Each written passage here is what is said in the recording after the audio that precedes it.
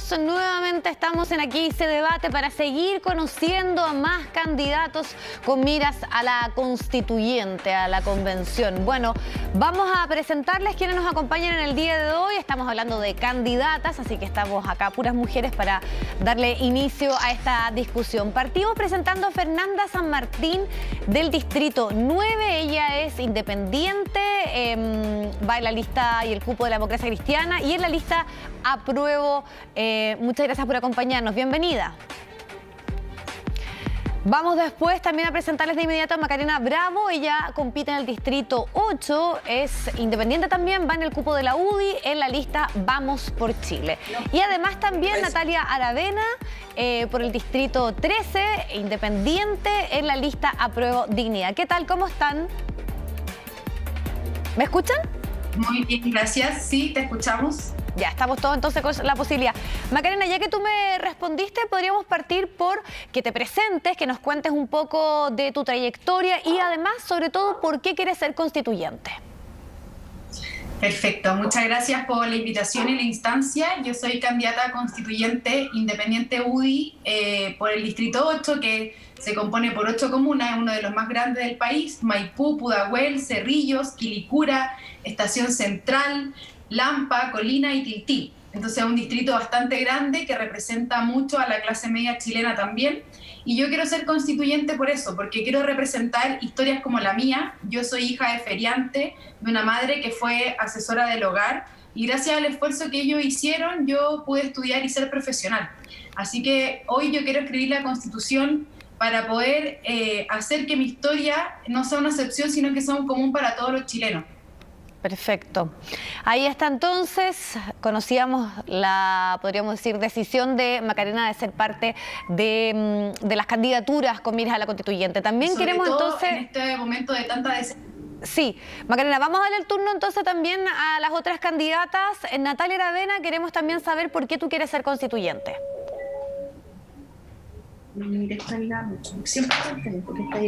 Sí, estamos con un problema, parece que Natalia no nos escucha, así que queremos también hasta ahora preguntarle a Fernanda San Martín. ¿Fernanda? Hola, hola Vivian, buenas tardes. Sí, Fernanda, ¿podrías contarnos un poco tu trayectoria y además también por qué tomas la decisión y por qué quieres ser constituyente? Ya, mira, para mí esto es una responsabilidad personal.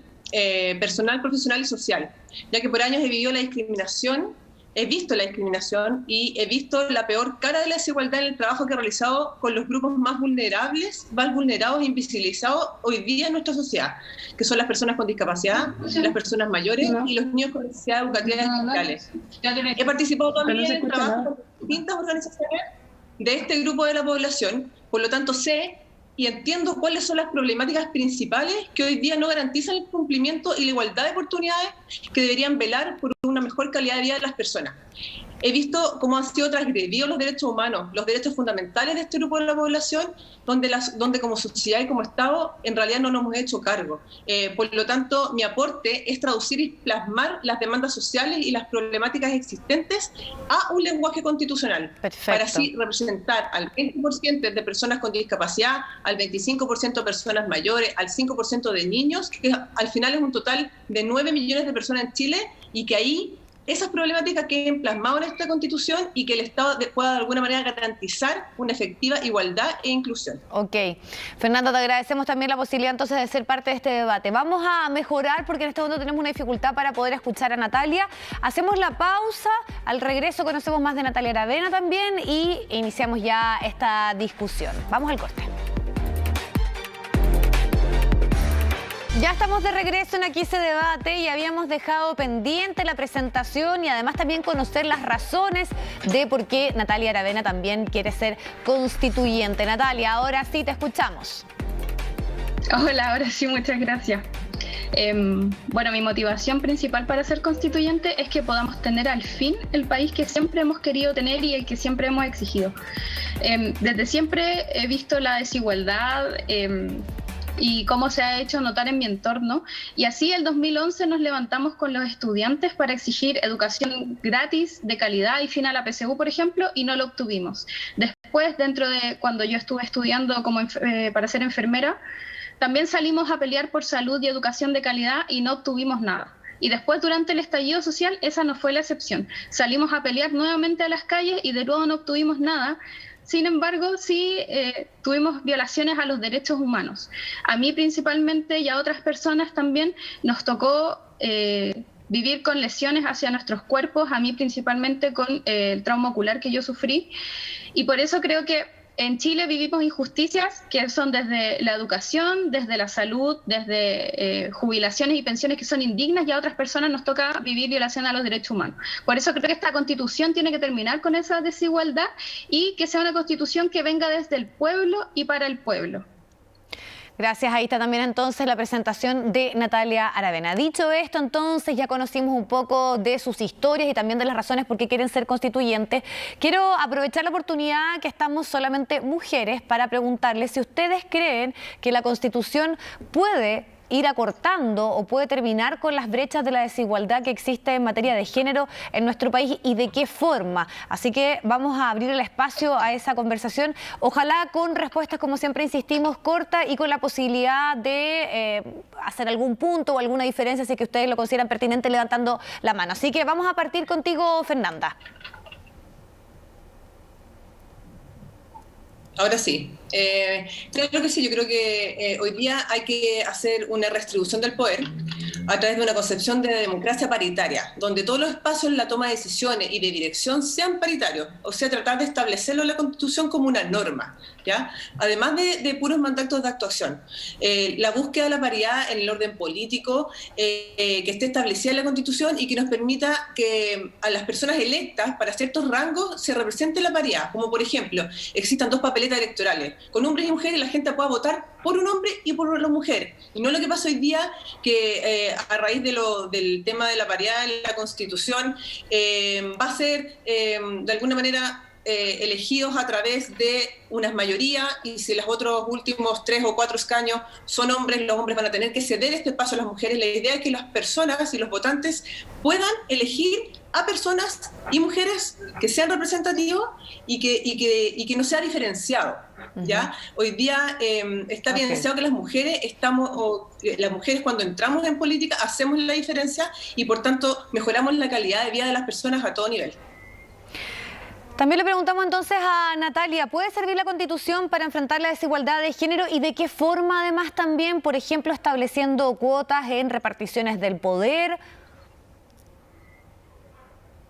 Sí, por supuesto, la nueva Constitución debe ser desde un punto de vista feminista desde el inicio.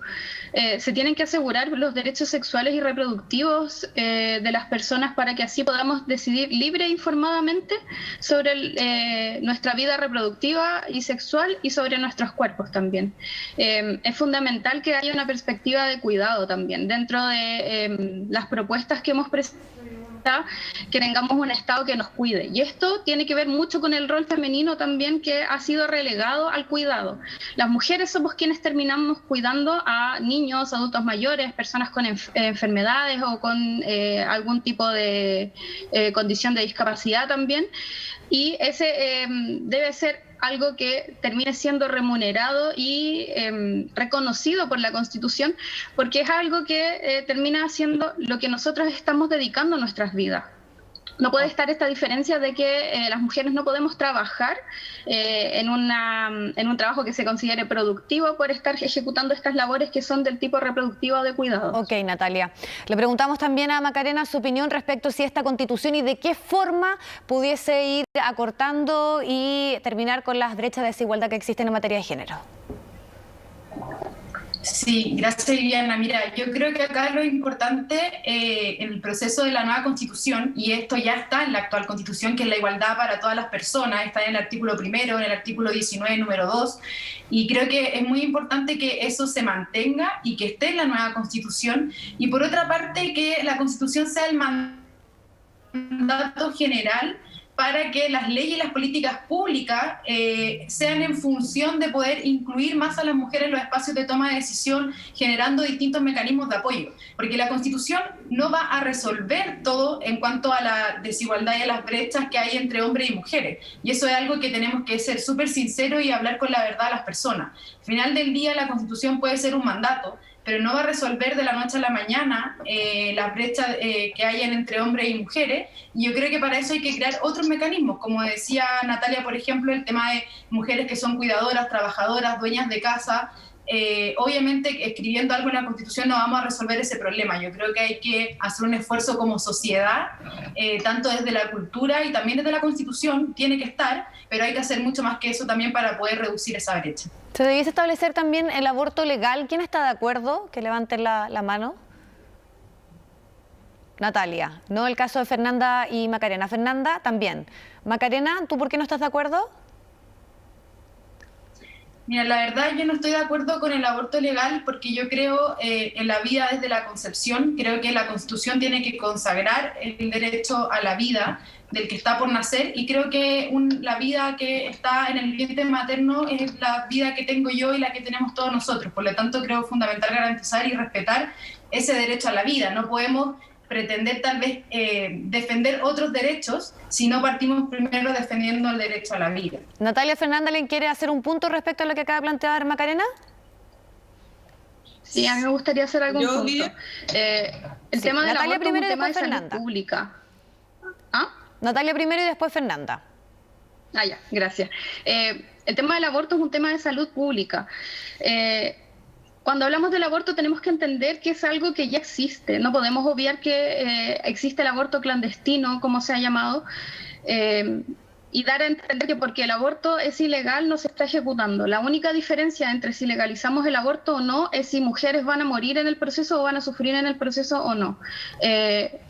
Creo que está bien tener como consigna la protección de la vida, pero me parece que es fundamental proteger la vida de quienes ya existen y quienes están en este momento sufriendo, versus un feto o un embrión que no se puede sostener por sí mismo y que no sabemos si va a llegar a término tampoco.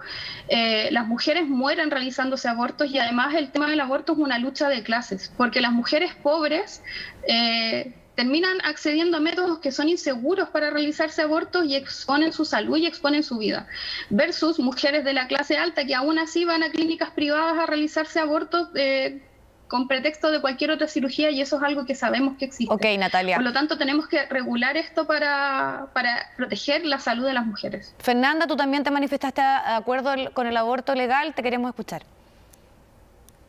Sí, Vivian, un poco relacionado a las tres causales, yo creo que es un poco lo que comentaba recién. Tiene que ver con la seguridad que les damos a las mujeres.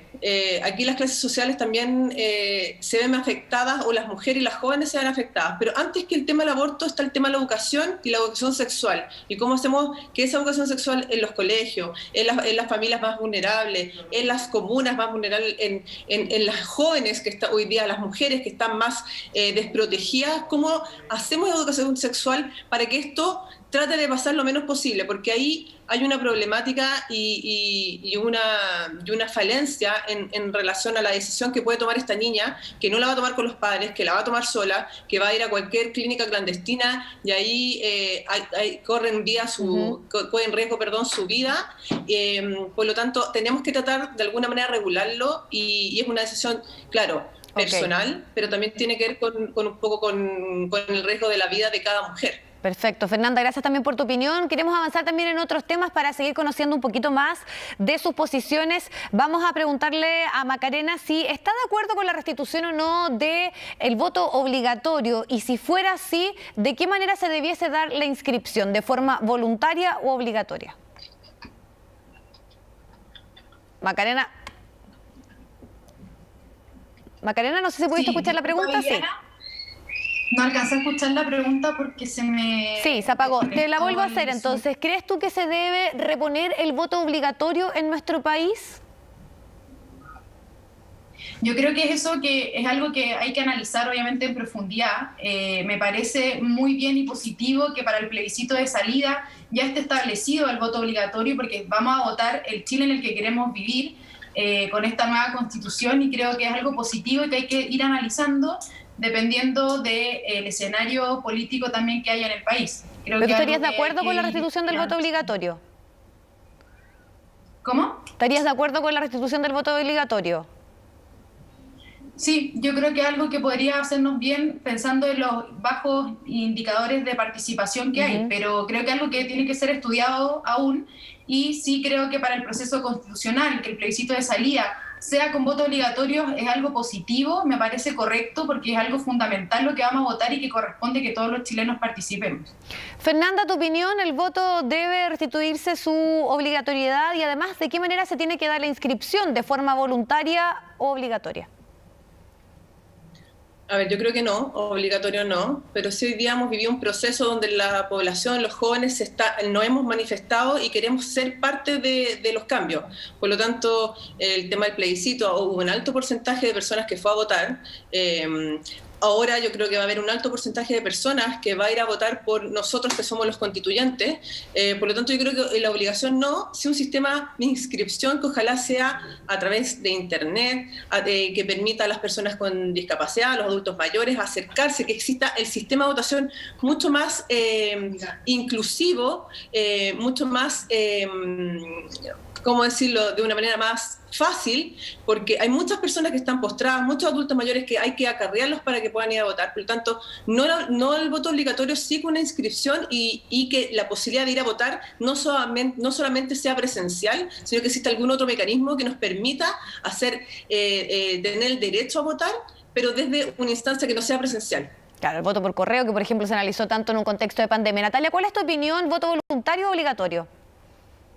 Sí, creo también que el tema con el voto voluntario es que es sumamente segregador porque las personas que se inscriben a votar generalmente son personas que tienen mayor acceso a la educación, a la instrucción y que son personas que viven de una forma más privilegiada versus las personas que son de poblaciones más vulnerables que votan menos. Creo que ese es un tema súper importante a resolver también. No sé si el voto obligatorio sea la forma de resolverlo, pero sí creo que es necesario que el voto llegue a las poblaciones vulnerables y que además sea de una forma inclusiva, como menciona Fernanda. Como enfermera me tocó vivirlo muchas veces. En los días de votación las personas que estaban hospitalizadas no podían votar, las personas que están postradas no pueden votar tampoco. Entonces es algo que tenemos que resolver como país, el que todos podamos ejercer nuestro derecho a voto y que no sea algo relacionado al privilegio. En otra materia quisiera preguntarles, queda muy poco tiempo, pero rápidamente, si están de acuerdo que dentro de los derechos sociales esté garantizado el derecho a la vivienda. Macarena. Sí, yo creo que hay hartas cosas que establecer en el proceso constituyente. Respecto al derecho a la vivienda, obviamente hay que analizar si efectivamente este derecho tiene que ser un derecho universal. Mi parecer es que no debiera ser así, sino que hay que ver cómo hacemos finalmente que haya un uso eficiente de los recursos del Estado. Y en mi caso, para mí, dentro de las cosas importantes que tienen que estar en esta nueva Constitución es el derecho a la educación y el derecho a la seguridad. Que para mí el derecho a la educación es el derecho a salir adelante y el derecho a la seguridad, el derecho a vivir sin miedo. Y yo creo que esas son prioridades hoy día también y necesidades fundamentales para todos los chilenos. En el derecho a la seguridad, creo que hay que avanzar en poder darle más atribuciones a los municipios para que ellos puedan tener esas atribuciones y ayudar en la seguridad de la comuna. Y en el derecho a la educación, yo estoy por la libertad de enseñanza y el derecho preferente de los padres, que también estamos hoy día discutiendo eso con el regreso a clases, donde el gobierno manifestó que los padres, las familias son quienes van a decir si los niños quieren volver o no al colegio. Fernanda, ¿tu opinión respecto a si derechos sociales como el de la vivienda debiesen estar consagrados en una nueva Constitución?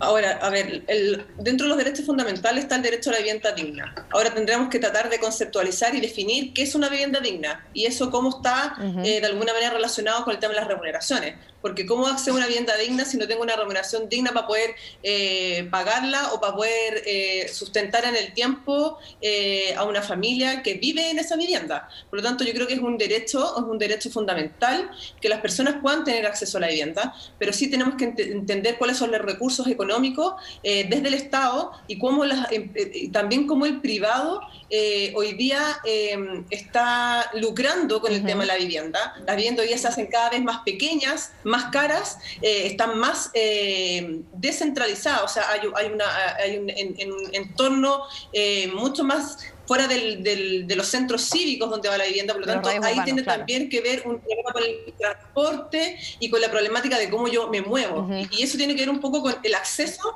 a los servicios en torno a la vivienda. Perfecto, Fernanda, muchas gracias. Y finalmente, Natalia, tu opinión respecto a si debiese estar garantizado el derecho a la vivienda también en una nueva Constitución. Creo que es importantísimo y fundamental que en la nueva Constitución estén garantizados los derechos sociales. Hemos visto cómo el Estado subsidiario ha dejado en abandono a las personas y sobre todo a las personas que viven en situación de vulnerabilidad. Se tiene que hacer cargo de estos temas como son la salud, la educación, la vivienda y sueldos que permitan vivir. No es posible que el sueldo mínimo sea más bajo que lo que vale pagar un arriendo o pagar un dividendo. Por lo tanto, creo que sí, tiene que estar consagrado en la Constitución. Y también quería hacer un alcance respecto a lo que dijo Macarena, que actualmente no podemos vivir sin miedo porque tenemos una institución que no vela por la seguridad de las personas, sino que atenta contra la vida de las personas, como lo hace Carabineros de Chile. Natalia, Fernanda, Macarena, les queremos agradecer, se nos acabó el tiempo, yo sé que hay muchos temas que quedaron pendientes, pero les deseamos también ahí suerte y vamos a ver qué ocurre con la postulación que hacen ustedes a esta gran responsabilidad, ¿no?, de escribir la Carta Magna de nuestro país. Que estén muy bien, muchas gracias. Hasta luego, muchas gracias, Viviana. Hasta luego, muchas gracias. Bueno, así hemos llegado al final de Aquí se debate. Nos vamos a reencontrar algunos instantes más. Revisamos informaciones que marcan el día.